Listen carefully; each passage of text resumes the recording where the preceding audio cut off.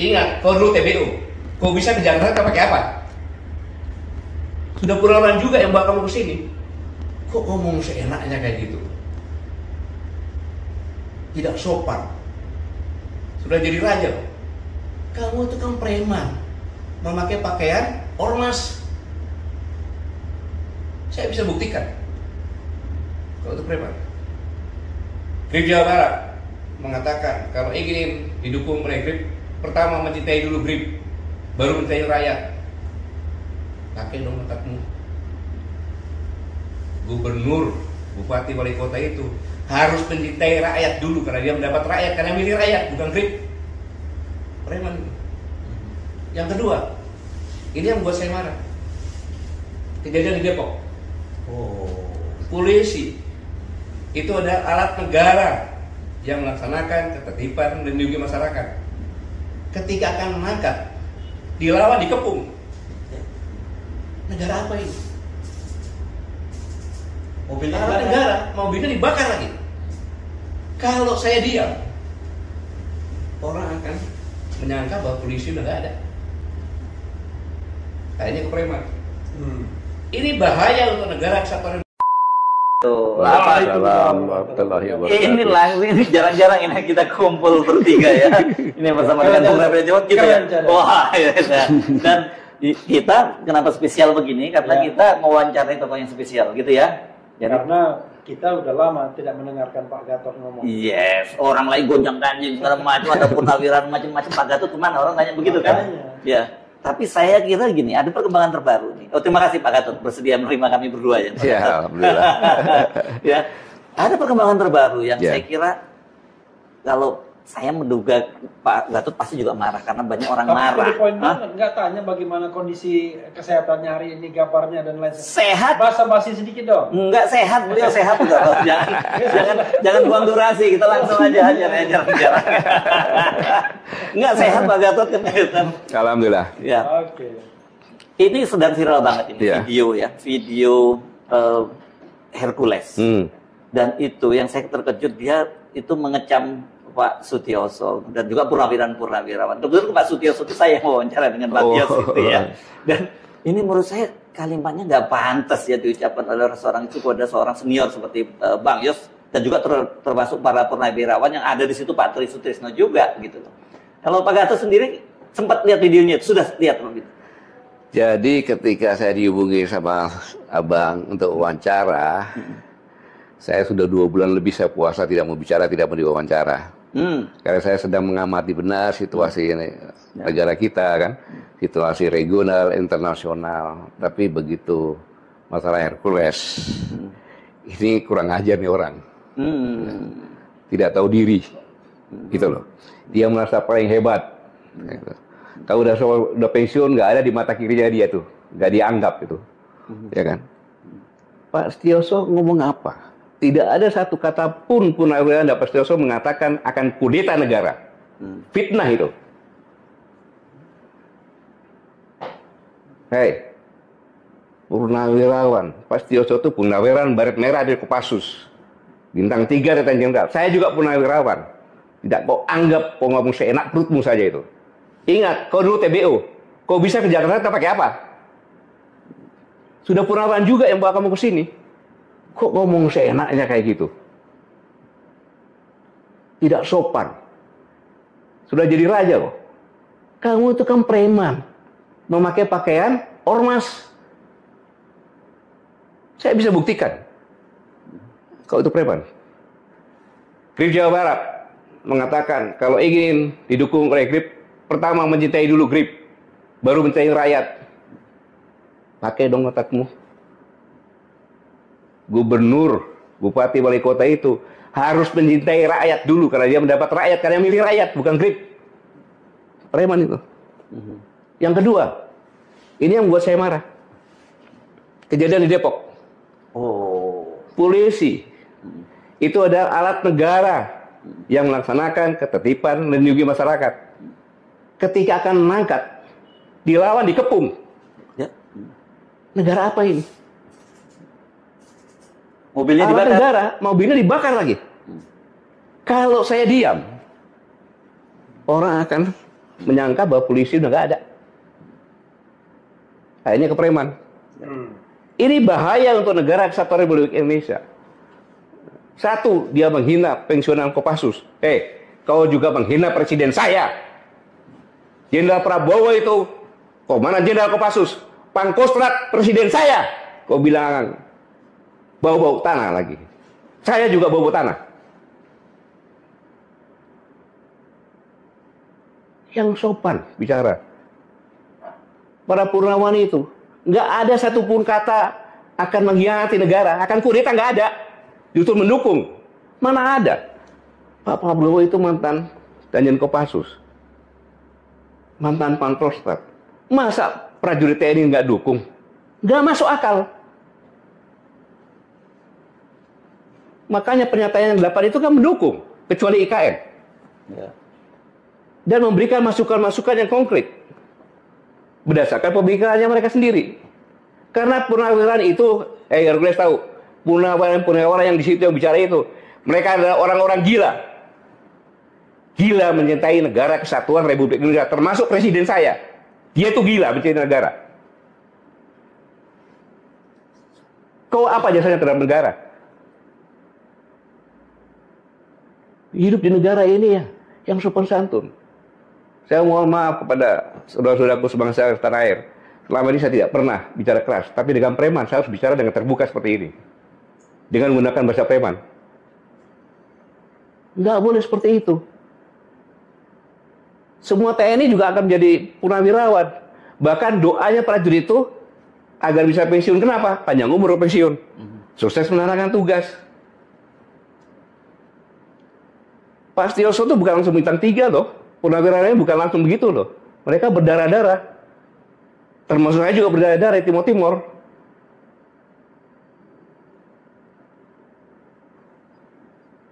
Dan yang lebih parah lagi, kalau negara sudah dikuasai preman, kehancuran akan terjadi. Itu, kehancuran akan terjadi. Kenapa? Cost-nya akan tinggi. Mana ada preman cinta rakyat? Gak ada yang meres. Dengan keroyokan, meres rakyat. Nggak boleh. Negara tidak boleh ada premanisme dan itu harus diberantas. Karena itu membuat kos, pabrik-pabrik buka, datangin preman, lari ke Vietnam. Itu aja masalah. Negara kita ini sekarang secara dunia internasional, kita ini ada ketidakpastian. Karena perang dagang antara Cina dengan Amerika, karena Ukraina perang, banyak sekali defisit anggaran. Kemudian keterbukaan pasar bebas. Pasar bebas yang dibuat oleh Amerika kena sendiri sekarang. Nah, dalam kondisi seperti ini, maka persaingan inilah yang mengerikan. Bung Yesod dan Bung Habib, mengerikan negara kita ini. Kita memang, orang bilang kaya-kaya bagaimana? Karena sumber daya alamnya kita jual begitu saja. Kita menjadi bangsa pasar. Kenapa kita nggak menjadi bangsa industri? Karena kosnya tinggi. Saya pernah nyampaikan, kos industri di Indonesia itu antara 23 sampai 27. Average rata-rata sekitar 25%. Gimana mau bersaing? Nggak bisa. Karena apa? Ada premanisme, ada mafia-mafia, ya mafia hukum, mafia politik, mafia ekonomi. Sehingga indikasinya sekarang finansial turun kan? Kemudian nilai tukar rupiah makin merosot. Kemiskinan menurut WHO udah 60% malahan. 60,3. 60,3. Kalau kita biarkan premanisme ada, tak mempercepat kehancuran bangsa ini. Bangsa ini menjadi bangsa yang gagal. Makanya itu saya di sini mengajak, mari kita semuanya lupakanlah semuanya itu. Kita bergandengan tangan karena bangsa yang bisa hebat, bisa survive dalam kondisi seperti ini hanya bangsa yang cerdas, bangsa yang sigap, bangsa yang bersatu dan pantang menyerah. Karena apa? Kalau bangsa yang lemah, kalau terjerat-berai, kita akan menjadi bangsa pasar dan kita akan tenggelam. Ingat kita bonus demografi pada tahun 2030 itu 46% kalau salah masyarakat Indonesia itu. Kalau dia tidak punya kerjaan, itulah kita tamat. Bencana demografi itu. Iya, bencana demografi. Nah itulah yang katakan berhentikan premanisme, berhentikan mafia. Mafia itu, kalau saya bilang kongres terlalu sopan, itu mafia. Dia menguasai politik, dia menguasai ekonomi, dia menguasai hukum.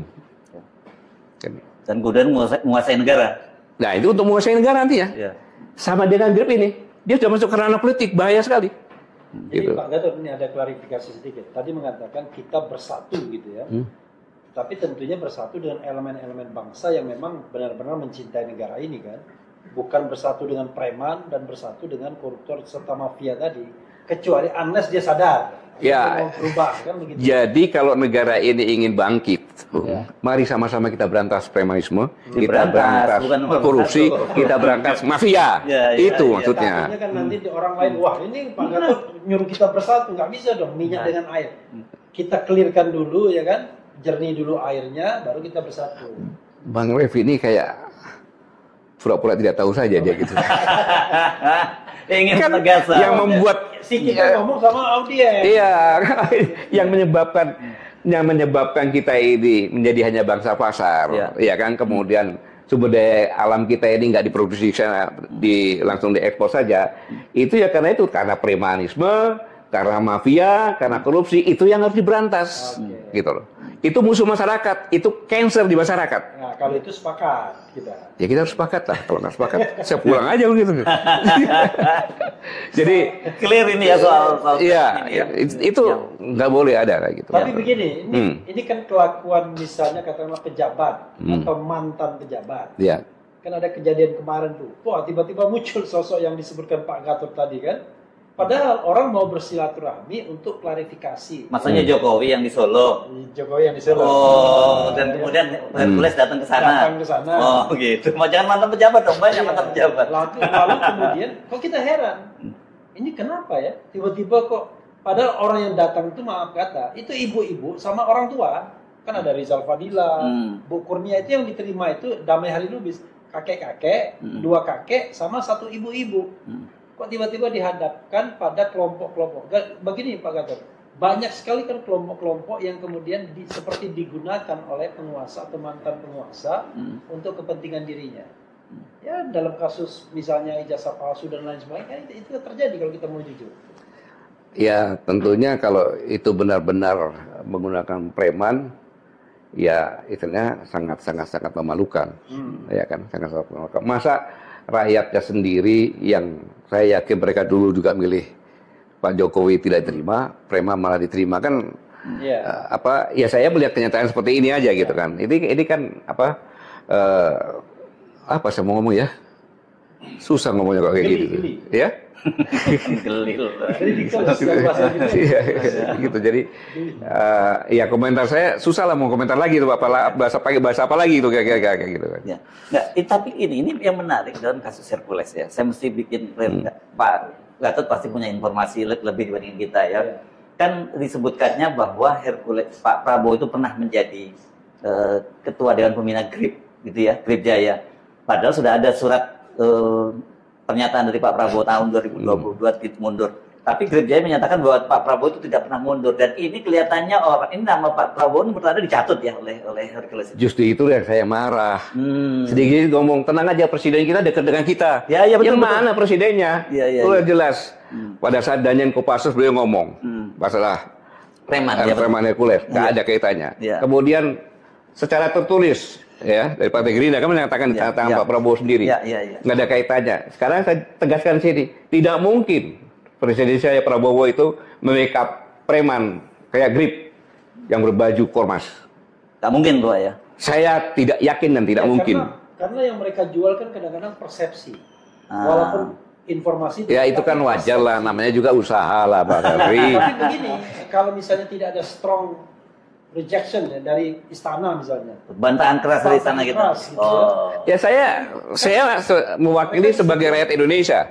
Di mana Pak Prabowo adalah presiden, kepala negara dan kepala pemerintahan. Saya katakan tidak mungkin presiden saya sekelas Pak Prabowo seperti itu sebagai kepala negara, kepala pemerintahan membackup GRIP.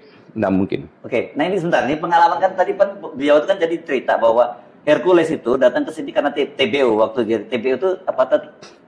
bawah kendali operasi apa singkatnya? Tenaga bantuan operasi. Oh, tenaga bantuan operasi. Iya, bawa-bawa barang, bawa-bawa gitu nah, kan. Nah, itu kan Pak Gatot juga punya pengalaman di Timur Timur yang sama. Jadi sebenarnya hubungan itu seperti apa sih, Pak? Ya, ini kan karena begini. Kita kan prajurit-prajurit di sana. Ya. Merasa sudah dibantu dibawain barang-barangnya kayak gitu kan, maka dibawa ke Jakarta dan ke Solo segala macam untuk supaya kesejahteraannya, kehidupannya lebih baik, berubah lah gitu kan. Tapi justru dia mengatakan pensiunan. Padahal yang bawa dia ke sini sudah pensiun itu. Sudah pensiun lah, zamannya tahun 80-an lah kan gitu. Udah pensiun. Saya pun bawa, saya tidak pernah dia apa enggak. Saya bawa juga TBU. Bawa juga Pak ya? Bawa juga ke sini. Ya kan? Karena dia memang orang hebat. Waktu itu dia masih SMP kelas 1 gitu saya. Kesini, habis itu karena dia bandel di sekolah sama istri saya, ngomongnya sekolah, tapi dia bawa bola dia. Bawa apa? Bawa bola. Bola. Jadi begitu istri saya lagi di Timur-Timur lagi kan, saya bolak-balik ke sana, ditanya sama sebagai orang tua kan dia kan, karena itu saya anggap sebagai anak saya. Dia nggak naik kelas. Loh kenapa? Nggak pernah sekolah katanya, rupanya main bola, dimarahin kan gitu. Ya kaburlah ke orang tua saya di Solo. Iya, ketemu orang tua ya sama ke ayah saya kan, ya. Dia tahu ke ayah saya main-main. Tiba-tiba dia udah menjadi orang ketika saya kasat, jangan saya, siapa kau?